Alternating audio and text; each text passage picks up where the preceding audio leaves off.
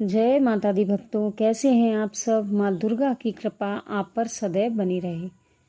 गुप्त नवरात्रि का नाम सुनते ही बहुत से लोगों के मन में एक डर पैदा हो जाता है। कुछ लोग कहते हैं कि यह नवरात्रि केवल तांत्रिकों के लिए होती है और कुछ कहते हैं कि यदि आपने गलती से भी गुप्त नवरात्रि में पूजा कर ली तो नुकसान हो सकता है।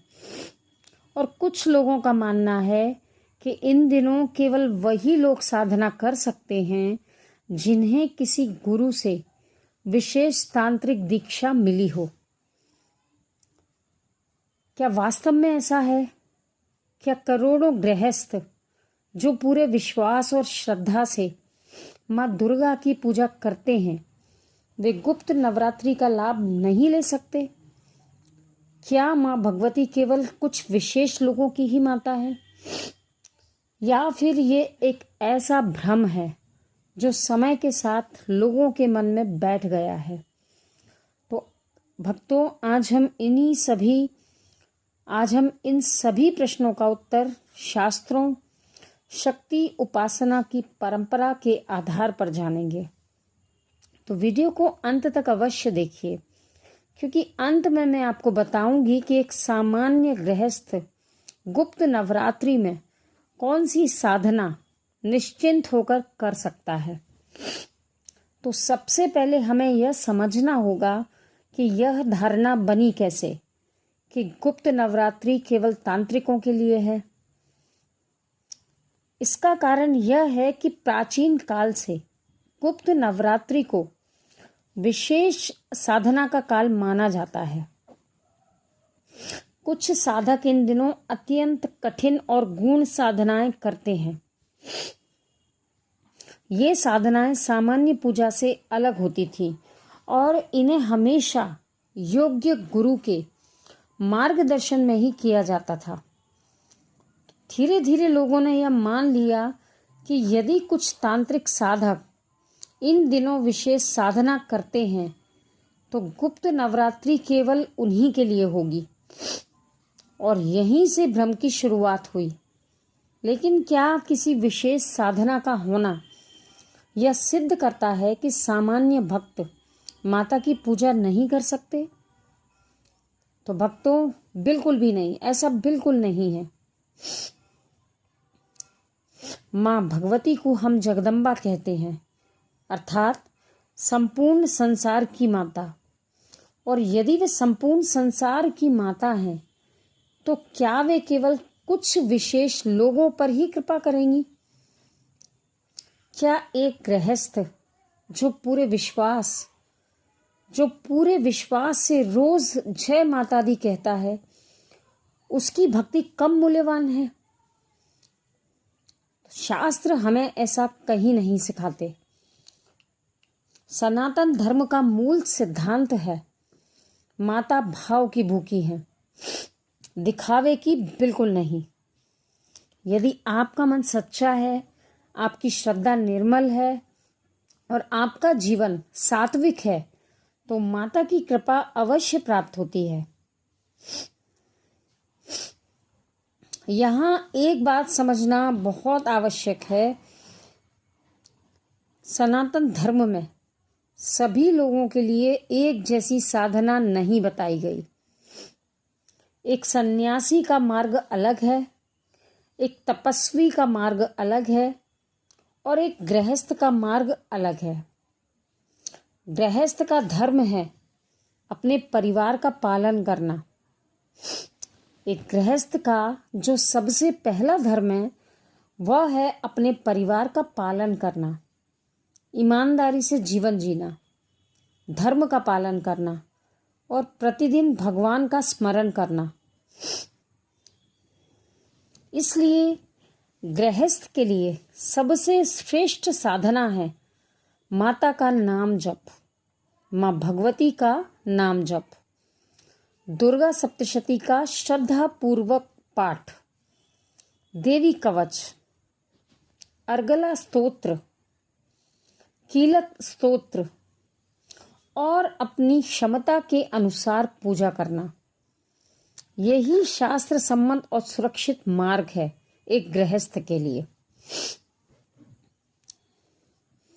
अब प्रश्न ये भी है कि क्या बिना गुरु के तांत्रिक साधना करनी चाहिए?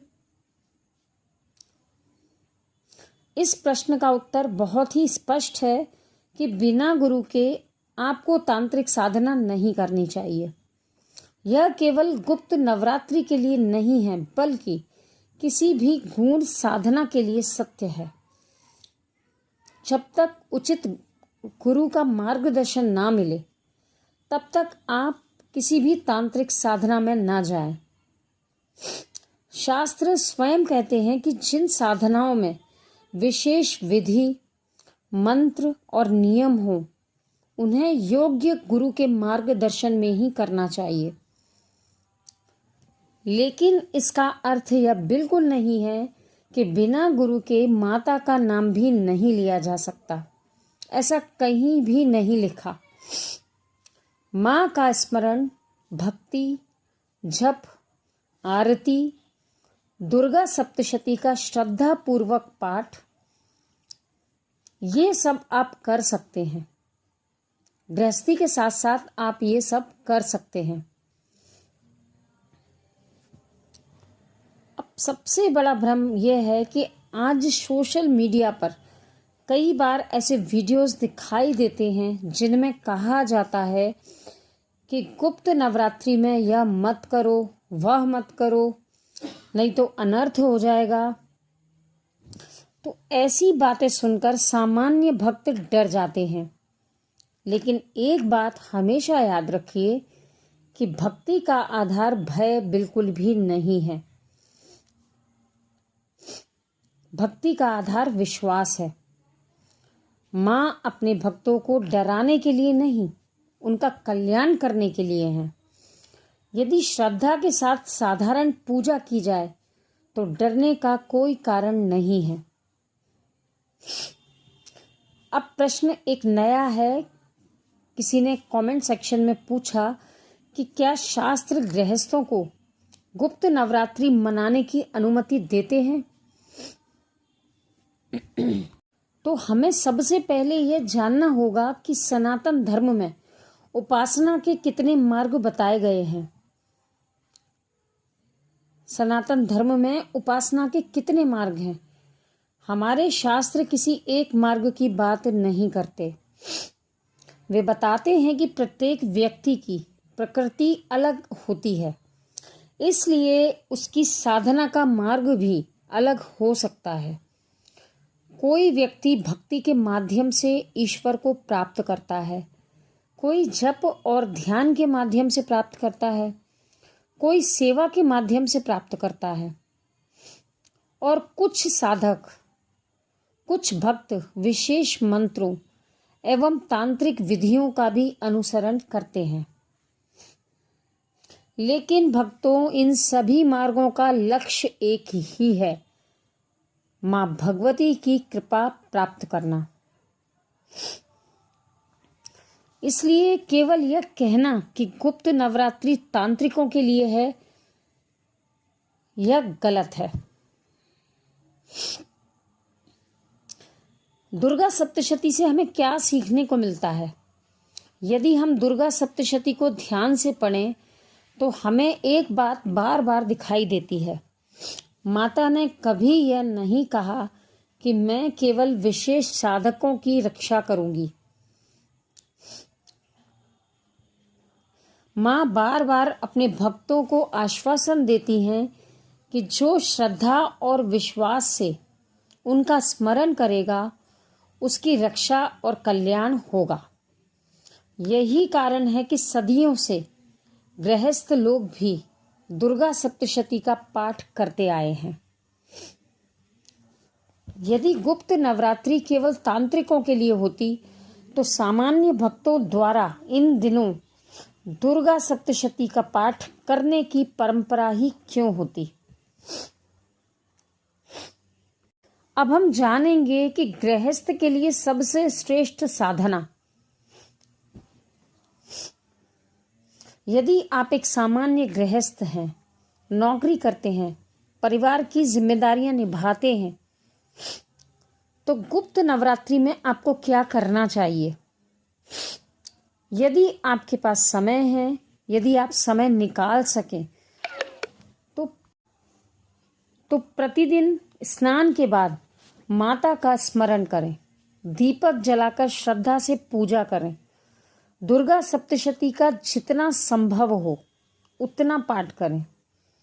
मैंने अपने पिछले कई वीडियोस में आपको बताया है कि यदि समय का अभाव हो, समय आपके पास कम हो, तो माँ के 32 नाम ले सकते हैं, माँ दुर्गा के 32 नाम ले सकते हैं, माँ दुर्गा के 108 नाम पढ़ सकते हैं, देवी कवच कर सकते हैं, अर्गला स्तोत्र कर सकते हैं, कीलक स्तोत्र कर सकते हैं।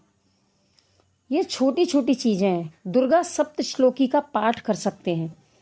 ये सारे वीडियोस मैं ऑलरेडी अपने चैनल पर अपलोड कर चुकी हूँ, तो वहां पर जाकर आप देख सकते हैं। और माँ के किसी भी सरल मंत्र का जप कर सकते हैं श्रद्धा के साथ। और सबसे महत्वपूर्ण बात यह है कि अपने व्यवहार को सात्विक बनाएं। यही गृहस्थ की सबसे बड़ी साधना है। और अब आता है एक और प्रश्न।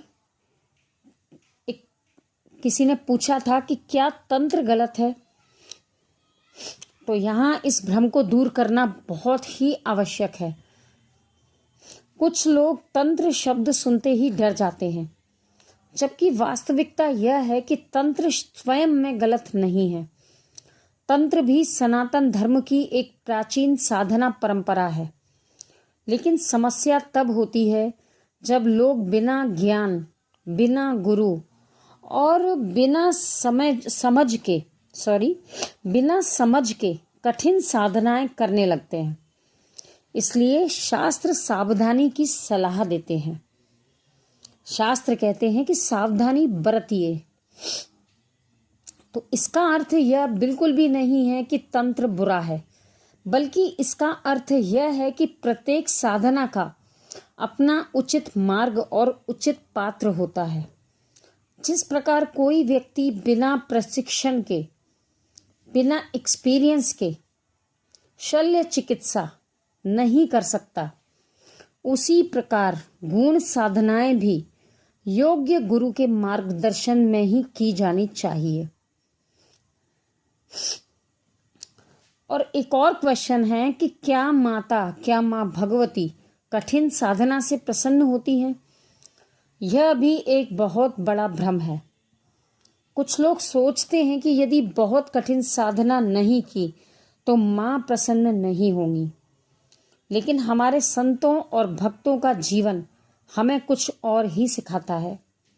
माता को सबसे अधिक प्रिय है निष्कपट भक्ति, सच्चा विश्वास, करुणा, सेवा और विनम्रता।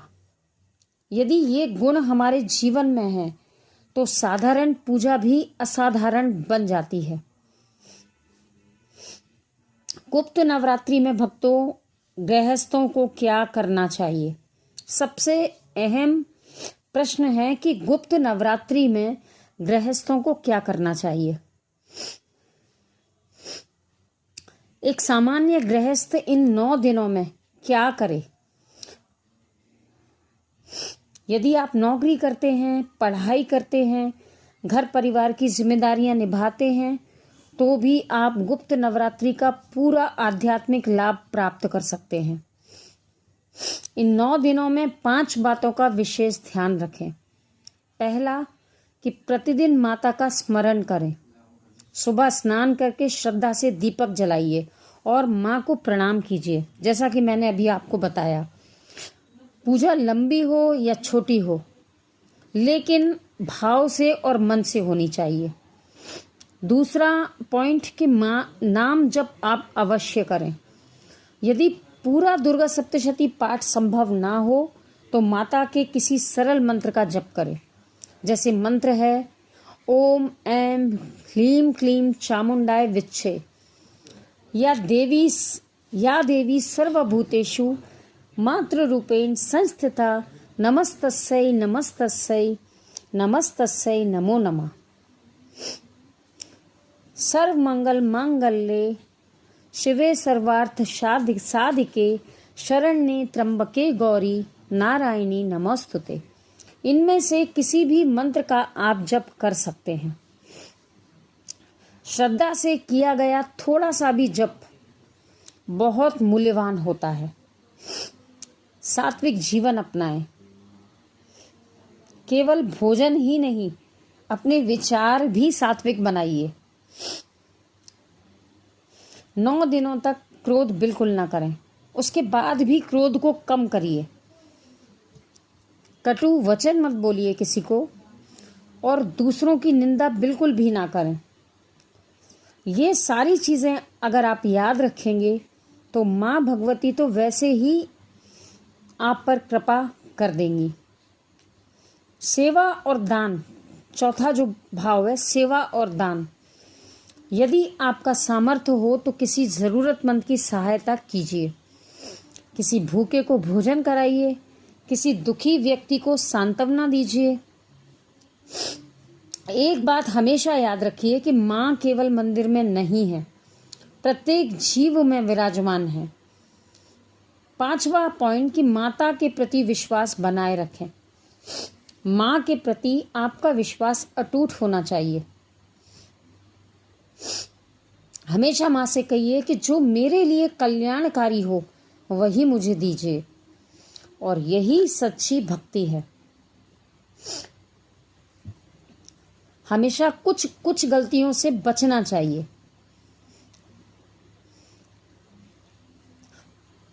चमत्कार की उम्मीद लेकर पूजा बिल्कुल भी ना करें, और सोशल मीडिया पे बताई गई हर तांत्रिक विधि पर विश्वास बिल्कुल भी ना करें। बिना गुरु के किसी भी गूढ़ साधना का प्रयोग ना करें। दूसरों की साधना की नकल बिल्कुल ना करें, क्योंकि हर व्यक्ति का आध्यात्मिक मार्ग अलग होता है। यदि एक छोटा सा बच्चा माँ को माँ माँ कहकर पुकारता है तो क्या माँ उसके पास नहीं जाती? क्या माँ अपना प्रेम उसके ऊपर नहीं लुटाती? तो इसलिए हमेशा याद रखिए कि माँ भगवती भावना की भूखी हैं। माँ को भाव चाहिए। पूजा विधि छोटी हो या बड़ी हो, उससे कोई भी प्रभाव नहीं पड़ता। माँ को भाव से पुकारिए, उनका स्मरण कीजिए, क्योंकि ईश्वर तो कण कण में है। इसलिए यदि आपकी श्रद्धा सच्ची है तो आप भी माता के उतने ही प्रिय हैं जितना कोई बड़ा साधक।